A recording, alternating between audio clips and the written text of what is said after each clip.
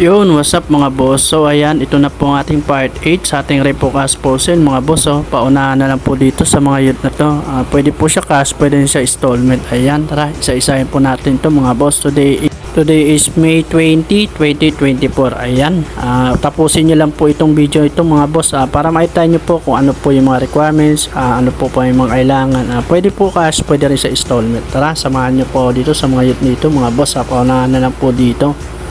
Meron po tayo dito mga boss, so 33,000 na lang po ito mga boss, so 113,000 na lang, 37,000 na lang po ito mga boss, so 44,000 na lang po ito mga boss, so 43,000, ayan 2021 model, itong mga lupit itong mga boss, so 37,000 na lang po ito. Ayan, paunahan na lang po dito sa Honda Click 125 kulay blue. Ayan, goods na goods po ito mga boss, so check na lang po dito sa branch sa Transcycle Pasig.